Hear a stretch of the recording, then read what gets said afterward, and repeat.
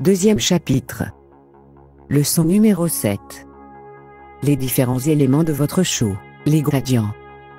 Deuxième partie. Dans la première partie de cette leçon, nous avons vu comment créer un layer de type gradient, et comment lui donner sa forme de base grâce aux 3 premiers encarts. Nous avons donné à notre gradient une base linéaire, partant du blanc au noir, du bord gauche au bord droit, avec un angle de 0 degré. Redonnons cette forme à notre gradient, et voyons le 4e encart. C'est dans cette partie que vous pourrez modifier les couleurs de votre dégradé, en ajouter et en supprimer. Dans la partie supérieure, vous avez 3 boutons de commande. Le symbole plus vous permet d'insérer une nouvelle clé de valeur. La nouvelle clé sera toujours créée au centre de l'espace entre la clé sélectionnée et la clé à sa droite. Il y a une exception. Si c'est la dernière clé à l'extrême droite qui est sélectionnée, alors la nouvelle clé sera créée dans l'espace à sa gauche. Vous pouvez repérer la clé sélectionnée grâce à un contour en surbrillance bleue. Vous pouvez également ajouter une nouvelle clé en effectuant un double clic à l'emplacement désiré sur la barre de contrôle du dégradé. Cliquez sur le plus pour ajouter une nouvelle clé. La nouvelle clé a été créée au centre de votre gradiente, la couleur présente à cet endroit lui a été assignée, et c'est elle qui est maintenant sélectionnée. Le symbole moins permet de supprimer la clé sélectionnée. Vous pouvez également effectuer un clic droit sur la clé à supprimer, et sélectionner l'option Cut ou Delete dans le menu contextuel. Vous ne pourrez jamais supprimer les 2 clés situées aux extrémités de votre gradiente. Supprimons la clé centrale. Le 3e bouton de commande, Reverse, vous permet de retourner votre dégradé. Cela revient à lui donner un effet miroir. Cette commande n'est pas spécialement utile en cas d'utilisation du type linéaire, puisque vous pouvez le retourner grâce à la commande Rotate du menu Gradient Setting, mais bien pour tous les autres types dont ils ne peuvent être retournés, mais simplement pivotés.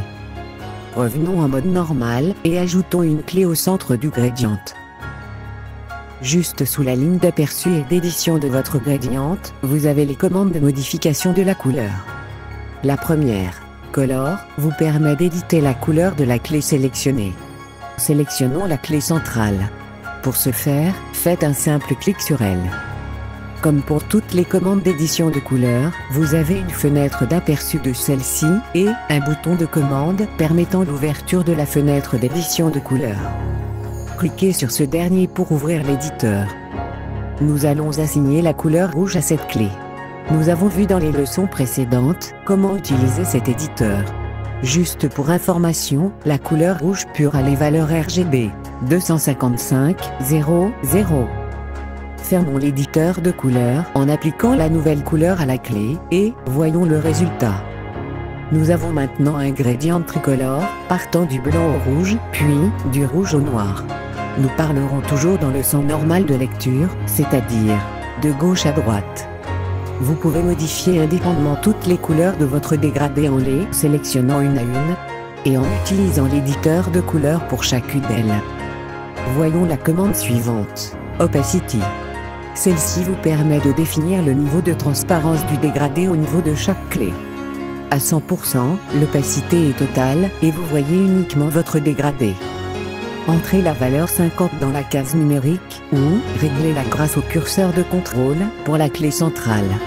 Vous constaterez que maintenant, le rouge est semi-transparent, il est plutôt rosé, nous apercevons l'image d'arrière-plan, dans cet éditeur, le damier de transparence, et l'opacité est également dégressive du blanc au rouge, ainsi que du noir au rouge, avec le blanc et le noir complètement opaques. Réglez maintenant l'opacité de la clé rouge sur 0%. À cette valeur, le rouge est devenu complètement invisible, et le gradient est maintenant du blanc au transparent, puis du transparent au noir.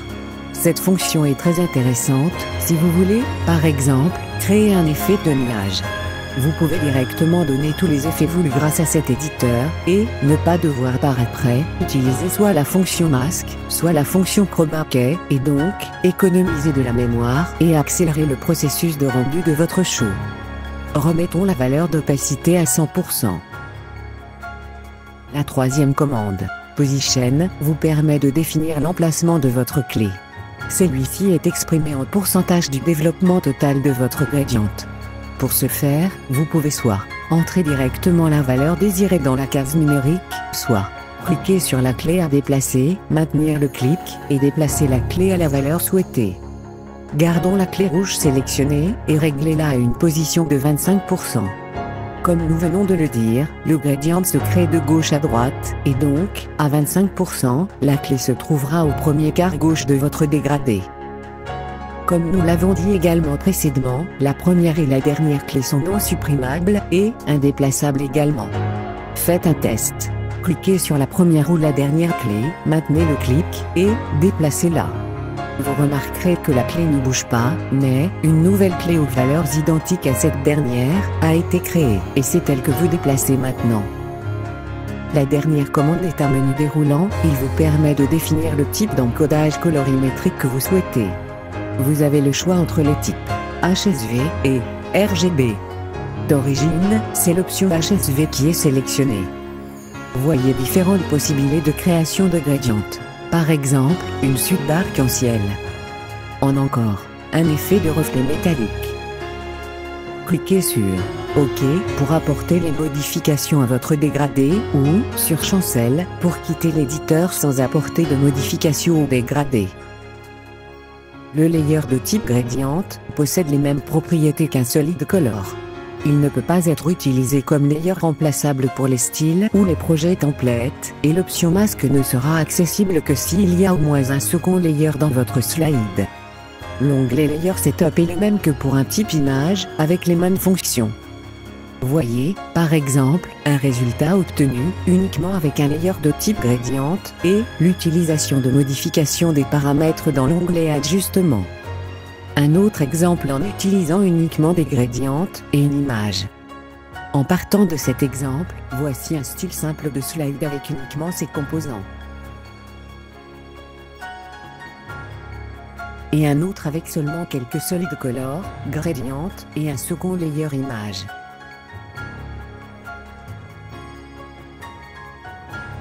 Dans la prochaine leçon, nous verrons les derniers types de layers. Merci de votre attention.